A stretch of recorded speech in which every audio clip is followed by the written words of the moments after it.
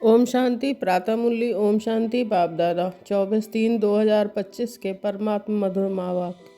मीठे बच्चे, ये ज्ञान तुम्हें शीतल बनाता है। इस ज्ञान से काम क्रोध की आग खत्म हो जाती है। भक्ति से वह आग खत्म नहीं होती। प्रश्न है, याद में मुख्य मेहनत कौन सी है? उत्तर, बाप की याद में बैठते समय देह भी याद ना आए। आत्म अभिमानी बन बाप को याद करो, यही मेहनत है। इसमें ही विघ्न पड़ता है, क्योंकि आधा कल्प देही अभिमानी रहे हो। भक्ति माना ही देह की याद। ओम शांति। तुम बच्चे जानते हो, याद के लिए एकांत की बहुत ज़रूरत है। जितना तुम एकांत व शांत में बाप की याद में रह सकते हो, उतना झुंड में नहीं रह सकते हो। स्कूल में भी बच्चे पढ़ते हैं तो एकांत में जाकर स्टडी करते हैं, इसमें भी एकांत चाहिए। घूमने जाते हो तो इसमें भी याद की यात्रा मुख्य है। पढ़ाई तो बिल्कुल सहज है, क्योंकि आधा कल्प माया का राज आने से ही तुम देह अभिमानी बनते हो। पहला पहला शत्रु है देह अभिमान। बाप को याद करने के बदले देह को याद कर लेते हैं। इसको देह का अहंकार कहा जाता है। यहाँ तुम बच्चों को कहा जाता है आत्म अभिमानी बनो। इसमें ही मेहनत लगती है। अब भक्ति तो छूटी, भक्ति होती ही है शरीर के साथ। तीर्थों आदि पर शरीर को ले जाना पड़ता है, दर्शन करना है, ये करना है, शरीर को जाना पड़े। यहाँ तुमको यही चिंतन करना है कि हम आत्मा हैं, हमको परमपिता परमात्मा बाप को याद करना है। बस जितना याद करेंगे तो पाप कट जाएंगे। भक्ति मार्ग में तो कभी पाप कटते नहीं हैं। कोई बूढ़े आदि होते हैं तो अंदर में ये वहम होता है कि हम भक्ति नहीं करेंगे तो नुकसान होगा, नास्तिक बन जाएंगे। भक्ति की जैसे आग लगी हुई है और ज्ञान में है शीतलता। इसमें काम क्रोध की आग खत्म हो जाती है। भक्ति मार्ग में मनुष्य जितनी भावना रखते हैं, मेहनत करते हैं, समझो बद्रीनाथ पर गए, मूर्ति का साक्षात्कार हुआ, फिर क्या झट भावना बन गई। फिर बद्रीनाथ के सिवाय और कोई की याद बुद्धि में नहीं रहती है। आगे तो पैदल जाते थे। बाप कहते हैं मैं अल्पकाल के लिए मनोकामना पूरी कर देता हूँ, साक्षात्कार कराता हूँ, बाकी मैं इनसे मिलता नहीं हूँ। मेरे बगैर वर्षा थोड़ा ही मिलेगा। वर्षा तो तुमको मेरे से ही मिलना है ना। ये तो सभी देहधारी हैं। वर्षा एक ही बाप रसता से मिलता है। बाकी जो भी है जड़ अथवा चेतन, ये सारी है रचना। रचना से कभी वर्षा मिल ना सके। पतित पावन एक ही बाप है। कुमारियों को तो संग दोष में बहुत बचना है। बाप कहते हैं कि इस पतित पने से तुम आदि मध्य अंत दुख पाते हो। अभी सब हैं पतित, तुम्हें अभी पावन बनना है। निराकार बाप ही आकर तुमको पढ़ाते हैं। ऐसे अभी नहीं समझो कि ब्रह्मा पढ़ाते हैं। सबकी बुद्धि शिव बाबा की तरफ रहनी चाहिए। शिव बाबा इनके द्वारा पढ़ाते हैं। तुम दादियों को भी पढ़ाने वाला शिव बाबा है, उनकी क्या खातिरी करेंगे। तुम शिव बाबा के लिए अंगूर आम ले आते हो। शिव बाबा कहते हैं कि मैं तो अभोक्ता हूँ, तुम बच्चों के लिए ही सब कुछ है। भक्तों ने भोग लगाया और बांट कर खाया, मैं थोड़ा ही खाता हूँ। बाप कहते हैं कि मैं तो आता ही हूँ तुम बच्चों को पढ़ाकर पावन बनाने। पावन बनकर तुम इतना ऊंच पद पाएंगे कि मेरा धंधा ये है। कहते ही हैं कि शिव भगवान वाच, ब्रह्मा भगवान वाच तो कहते नहीं हैं, ब्रह्मा बाच भी नहीं कहते हैं। भल ये भी मुरली चलाते हैं, परंतु हमेशा समझो शिव बाबा चलाते हैं। किसी बच्चे को अच्छा तीर लगाना होगा तो खुद प्रवेश कर लेंगे। ज्ञान का तीर तीखा गाया जाता है ना। साइंस में भी जितनी पावर है, बॉम्ब्स आदि का कितना धमाका होता है। तुम कितनी साइलेंस में रहते हो, साइंस पर साइलेंस विजय पाती है। तुम इस सृष्टि को पावन बनाते हो, पहले तो अपने को पावन बनाना है। ड्रामा के अनुसार भी पावन बनाना ही है, इसलिए विनाश भी नूदा हुआ है। ड्रामा को समझकर बहुत हर्षित रहना चाहिए। अभी हमको जाना है शांति धाम। बाप कहते हैं कि वह तुम्हारा घर है। घर में तो खुशी से जाना चाहिए ना। इसमें देही अभिमानी बनने की बहुत मेहनत करनी है। इस याद की यात्रा पर ही बाबा बहुत जोर देते हैं, इसमें ही मेहनत है। बाप पूछते हैं चलते फिरते याद करना सहज है या एक जगह बैठकर याद करना सहज है। भक्ति मार्ग में भी कितनी माला फेरते हैं। राम राम जपते रहते हैं, फ़ायदा तो कुछ भी नहीं है। बाप तो तुम बच्चों को बिल्कुल सहज युक्ति बतलाते हैं। भोजन बनाओ, कुछ भी करो, बाप को याद करो।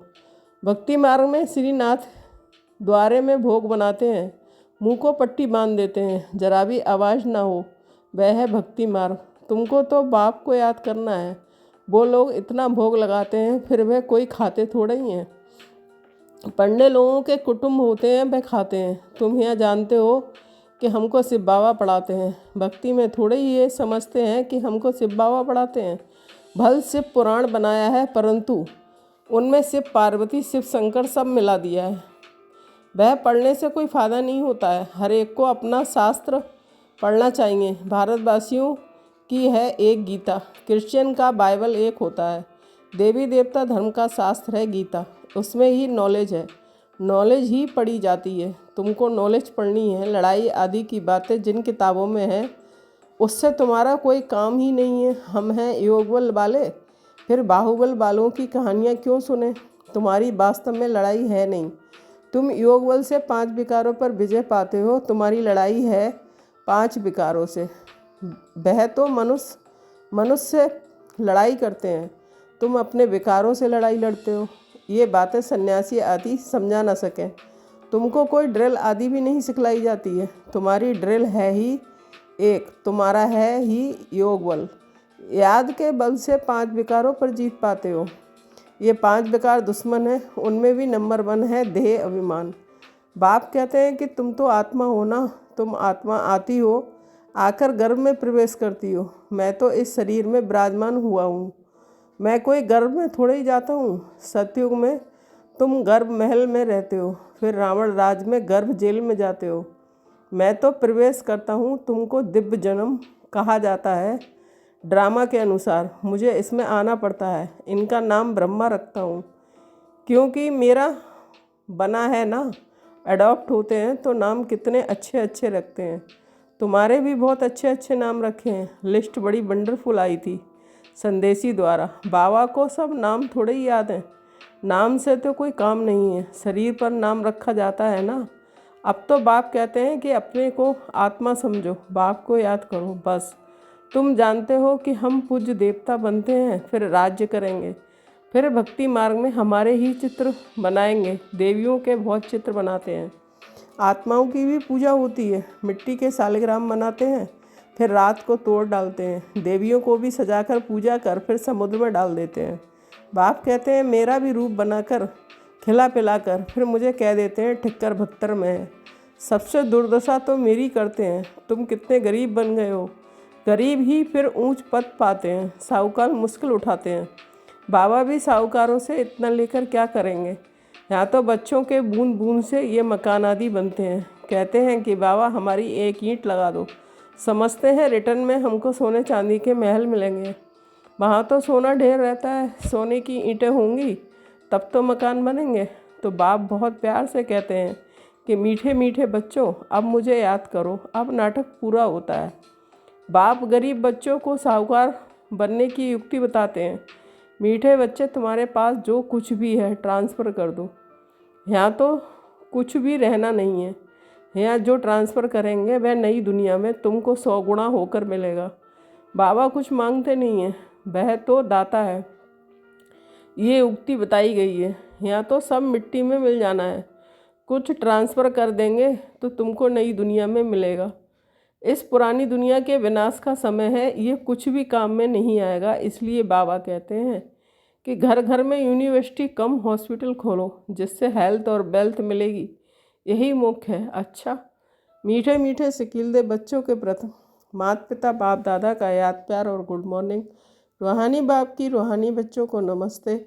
हम रूहानी बच्चों की रूहानी माता पिता बाप दादा को याद प्यार गुड मॉर्निंग, नमस्ते नमस्ते, शुक्रिया बाबा शुक्रिया। रात्रि क्लास 12/3/68। इस समय तुम गरीब साधारण माताएं पुरुषार्थ करके ऊंच पद पा लेती हो। यज्ञ में मदद आदि भी माताएं बहुत करती हैं। पुरुष बहुत थोड़े हैं जो मददगार बनते हैं। माताओं को बारिश होने का नशा नहीं रहता है। वह बीज बोती रहती हैं, अपना जीवन बनाती रहती हैं। तुम्हारा ज्ञान है यथार्थ, बाकी है भक्ति। रूहानी बाप ही आकर ज्ञान देते हैं। बाप को समझे तो बाप से बरसा जरूर लेवें। तुमको बाप पुरुषार्थ कराते रहते हैं, समझाते रहते हैं टाइम वेस्ट मत करो। बाप जानते हैं कोई अच्छे पुरुषार्थी हैं, कोई मीडियम, कोई थर्ड। बाबा से पूछे तो बाबा झट बता दे तुम फर्स्ट हो या सेकंड हो या थर्ड हो। किसको ज्ञान नहीं देते हो तो थर्ड क्लास ठहरे। सबूत नहीं देते तो बाबा ज़रूर कहेंगे ना कि भगवान आकर जो ज्ञान सिखलाते हैं वो फिर प्राय लोप हो जाता है। ये किसको भी पता नहीं है। ड्रामा के प्लान के अनुसार ये भक्ति मार्ग है, इनसे कोई मुझे प्राप्त कर नहीं सकता, सत्युग में कोई जा नहीं सकता। अभी तुम बच्चे पुरुषार्थ कर रहे हो, कल्प पहले मिसल जितना जिसने पुरुषार्थ किया है उतना करते रहते हैं। बाप समझ सकते हैं अपना कल्याण कौन कर रहे हैं। बाप तो कहेंगे रोज़ इन लक्ष्मी नारायण के चित्र के आगे आकर बैठो। बाबा आपकी श्रीमत पर ये बरसा हम ज़रूर लेंगे। आप सामान बनाने की सर्विस का शौक़ ज़रूर चाहिए। सेंटर्स वालों को भी लिखता हूँ कि इतने वर्ष पढ़े हो, किसका पढ़ा नहीं सकते हो तो बाकी पढ़े क्या हो। बच्चों को उन्नति तो करनी चाहिए ना। बुद्धि में सारा दिन सर्विस के ख्याल चलने चाहिए। तुम वानप्रस्थी हो ना, वानप्रस्थियों के भी आश्रम होते हैं। वानप्रस्थियों के पास जाना चाहिए। मरने के पहले तो लक्ष्य बता दो। वाणी से परे तुम्हारी आत्मा जाएगी कैसे। पतित आत्मा तो जा ना सके। भगवान वाच मामे कम याद करो तो तुम वानप्रस्थ में चले जाएंगे। बनारस में भी सर्विस ढेर है। बहुत साधु लोग काशी वास के लिए वहाँ रहते हैं। सारा दिन कहते रहते हैं शिव, काशी, विश्वनाथ, गंगा। तुम्हारे अंदर में सदैव खुशी की ताली बजती रहनी चाहिए। स्टूडेंट होना, सर्विस भी करते हैं, पढ़ते भी हैं। बाप को याद करना है, वर्षा लेना है। हम अब शिव बाबा के पास जाते हैं। ये मन मनाभव है, परंतु बहुतों को याद रहती नहीं है। झरमुई झुगमुई करते रहते हैं। मूल बात है याद की। याद ही खुशी में लाएगी। सभी चाहते तो हैं कि विश्व में शांति हो। बाबा भी कहते हैं कि उन्हें समझाओ कि विश्व में शांति अब स्थापन हो रही है। इसलिए बाबा लक्ष्मी नारायण के चित्र को जास्ती महत्व देते हैं। बोलो ये दुनिया स्थापन हो रही है जहाँ सुख, शांति, पवित्रता सब था। सभी कहते हैं विश्व में शांति हो, प्राइज भी बहुतों को मिलती रहती है। वर्ल्ड में पीस स्थापन करने वाला तो मालिक होगा ना। इनोखे राज्य में विश्व में शांति थी। एक भाषा, एक राज, एक धर्म था। बाकी सभी आत्माएं निराकारी दुनिया में थीं। ऐसी दुनिया किसने स्थापन की थी? पीस किसने स्थापन की थी? फॉरेनर्स भी समझेंगे कि ये पैराडाइज था, इनों का राज्य था। वर्ल्ड में पीस तो अब स्थापन हो रही है। बाबा ने समझाया था प्रभात फेरी में भी ये लक्ष्मी नारायण का चित्र निकालो जो सभी के कानों में आवाज़ पड़े कि ये राज स्थापन हो रहा है। नर्क का विनाश सामने खड़ा है, ये तो जानते हैं। ड्रामा के अनुसार शायद देरी है, बड़ों बड़ों के तकदीर में अभी नहीं है, फिर भी बाबा पुरुषार्थ कराते रहते हैं।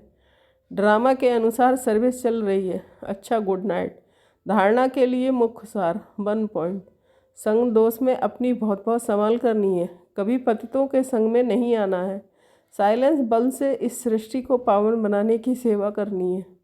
2 पॉइंट, ड्रामा को अच्छी तरह समझकर हर्षित रहना है। अपना सब कुछ नहीं दुनिया के लिए ट्रांसफ़र करना है। वरदान, बाप के द्वारा सफलता का तिलक प्राप्त करने वाले सदा आज्ञाकारी, दिल तख्त नसीन भव। स्पष्टीकरण, भाग विधाता बाप रोज अमृत वेले अपने आज्ञाकारी बच्चों को सफलता का तिलक लगाते हैं। आज्ञाकारी ब्राह्मण बच्चे कभी मेहनत व मुश्किल शब्द मुख से तो क्या संकल्प में भी नहीं ला सकते।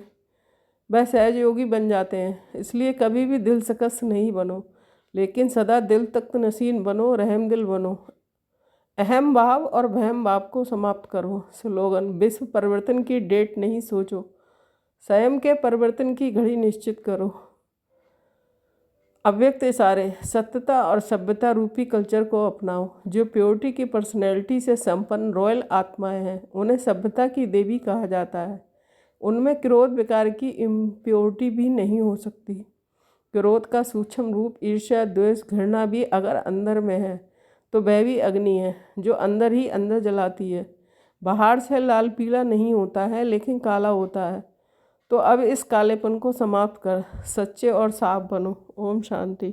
Thank you Baba.